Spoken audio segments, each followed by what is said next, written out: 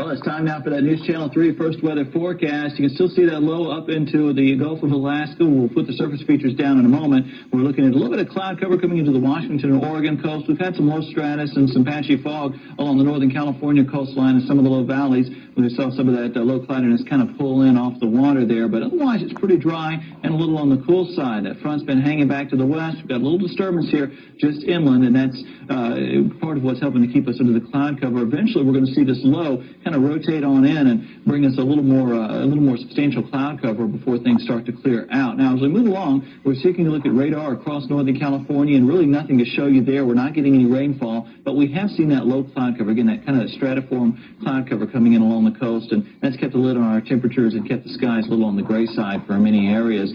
Still watch-free, advisory-free right now along the north coast, so no worries there. As we take a look at the national picture, we've seen storms fire up along the Mississippi River Valley, much of Louisiana under the gun for storms. From north of Dallas all the way up to Chicago, we've seen some pretty big storms. So big airports like Chicago, St. Louis, back towards Dallas, Fort Worth, and pushing eastward through the evening for areas like New Orleans, into tomorrow Cincinnati, Detroit probably being affected too, and eventually tomorrow afternoon, evening, Atlanta, Hartsfield Airport there could be affected. And then as we head on in later in the week, we could have from D.C. up to Boston and New York some big storms too, causing some problems. Some storms over Florida, over South Florida into Miami, but really no relief for the drought-stricken areas in Georgia and North Florida that have been hit so hard by the wildfires lately. Southwest is dry, kind of warm over the interior, cool along the southern California coast, and again over the northwest, temperatures are down a little, and we're seeing that low cloud deck keeping things pretty cool across the northern California coastline.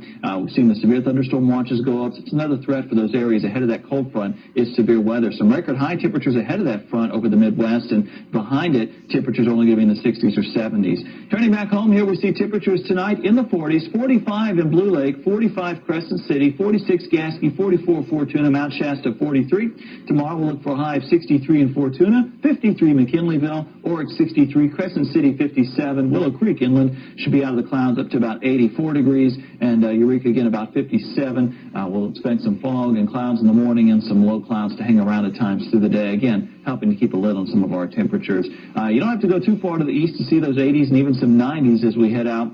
Patchy fog continues in your marine forecast for tomorrow. Winds out of the northwest at 10 to 15 knots. Seas on the order of 1 to 2 feet. We'll see those swells out of the northwest at 10 to 15 seconds, and your high tide occurring tomorrow at 1:14 in the afternoon. Looking ahead 5 days, we're going to see that fog over the next couple of nights, and we'll see the stratiform cloudiness through the days. Variable clouds Friday through Sunday with an isolated shower chance Friday and Saturday. Highs staying in the 50s and 60s. Jason McCleave for you. Yeah, Matty Machado's here, and an HSU volleyball coach is actually leaving the program. Yes, Sue Listra joining the U.S. national volleyball team, but it's just for a year. Okay. Going to return the Humboldt Crabs have finalized their 2007 roster, and NBA hands out its Most Valuable Player award. Stay with us. Sports is next.